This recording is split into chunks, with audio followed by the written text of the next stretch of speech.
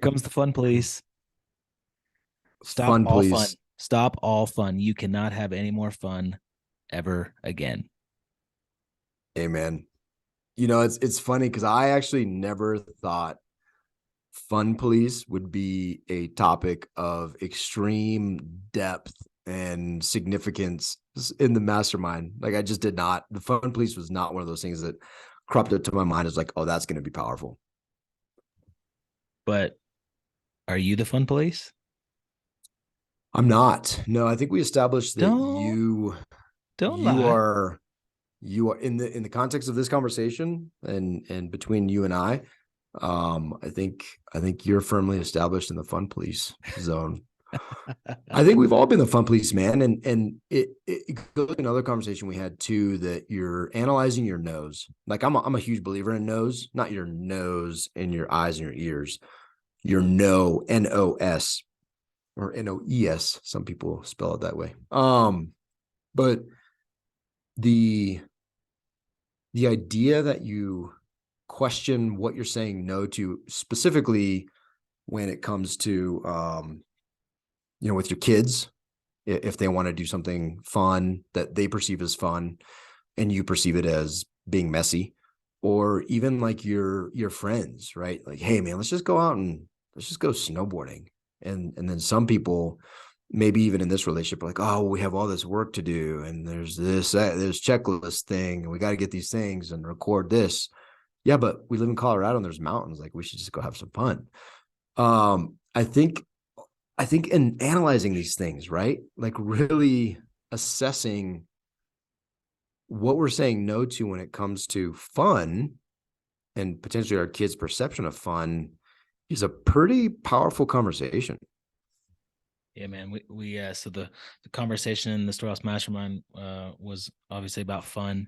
And one of our members said that he thinks he's the fun police because every time they go on a he goes on a date with his wife, or his kids are trying to have fun, he like shuts it down, or tries to have like a calendar conversation, a planning conversation, instead of just like opening up and having fun.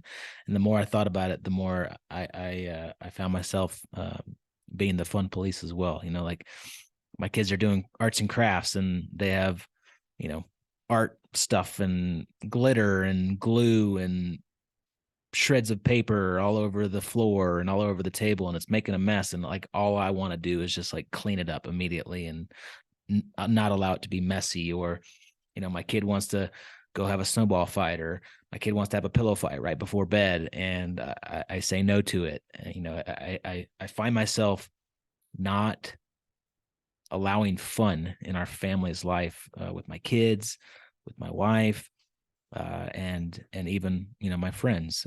I do say yes to go snowboarding sometimes, David. I wasn't talking about you. I Yes, was yes, you talking were. about sometimes me. Oh, Sometimes me. oh, Well, oh. you know, and if you really think about it, right? If you really think about it, I think you will come to the similar conclusion that the thing you're saying. So I think about like in the kitchen is a plate. I make almost all the kids' breakfasts in the mornings. I love it. And then on the weekends, sometimes I'll do something special, like make crepes or these special pancakes that I like to make. And if I'm in the midst of making these things, my kids inevitably are like, "Dad, can I help?" And and I'm like, and I used to be like, "Oh man, if you Yeah, if like, you make a mess. they want to do the flour." And I know when they go in the flour, they're not gonna do the way I would do it. And then they're gonna pour the flour and half it's gonna fall out. And then Yep. they really want to do the eggs. The eggs is like their favorite. Eggshells are gonna get cracked and go into the. Eggshells, and Yep. it's gonna go in. And when I started, and I would say no. I mean, a lot of times I said yes, but I was just like, ugh. And I instead I changed it to be like, oh, this would be fun. Like this would be fun. And I started thinking about, okay, what is the worst case scenario if they spill some flour? Or if an eggshell gets in like usually see the eggshell, and then you teach them how to get the eggshell out of the batter or whatever, right? And so, and the reward, more importantly, the reward of just doing that together and seeing them, they want it. They're doing a couple things. One, they want to be with you.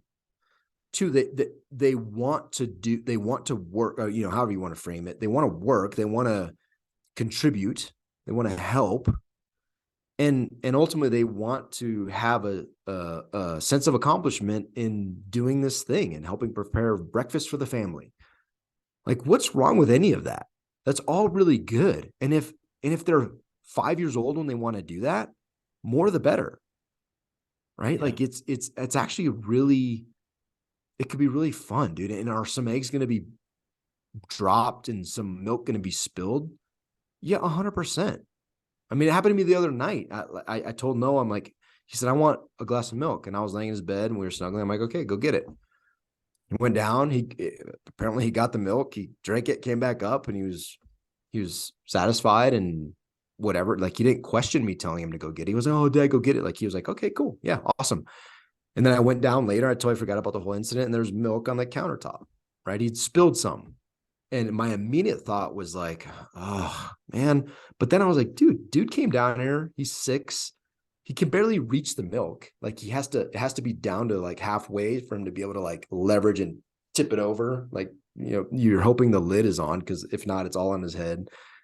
He pulls it out, he finds a glass somewhere. He usually has to climb on the counter to find a glass to pull that down and jump down. Like, he has to do a lot of things.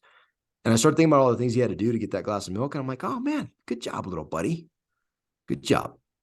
And so it just is a shift in how and it was fun. I got pride out of it when I shifted from like, I have to clean up this milk, which took me exactly 7 seconds to clean up. Yeah. Yeah. So, this thought is just, hey, just challenge yourself to allow fun to happen a little bit more, right? Don't be the fun police. Instead, be the fun dad. Like, be the dad that goes on the playground with your kids and starts a game of freeze tag on the playground and has every other single kid come and play, and you're the only dad on the playground playing games and having fun. Like, be that guy. Don't be the guy that just freaks out because you have a eggshell in your bowl. Don't be the guy that freaks out because you have some milk spilled on the countertop. It's definitely a change in mindset for me. I've been the fun police over the years, and I'm making changes. I'm trying to be better about that. So have that pillow fight with your kids. Throw some snowballs with your kids. Go on the playground and play. Let your kids make a mess with their arts and crafts. Let them be a part of cooking with you. These are all things that can make a real impact as a dad, as a husband, as a friend. So yeah, don't be the fun police. And I promise you, one tiny action that will open up the doors of fun that you can take immediately is when you take your kids somewhere to the park, or when you're doing one of those things, put your dang phone away. I promise you, just that one small action, and it's not hard. It's very simple. It's not easy because we're so addicted to them, but just leave your phone behind, put it away. And I promise you, the amount of opportunities that open up as a result of not having that attachment, it's amazing. It is amazing. Don't be the dad sitting at the park on your phone. I'm just telling you, if you're that guy, then I'm the guy that your kid's going to want to come play with. Right. And that's sad because it's and we're not saying this because we haven't experienced it. We're saying it because we experience it all the time. Yep. Do it. Go have fun. Giddy up. Take action. See you. Put your phone away. Unless you're listening to this podcast on your phone. Once this podcast wraps up, put your phone away. See you. Bye.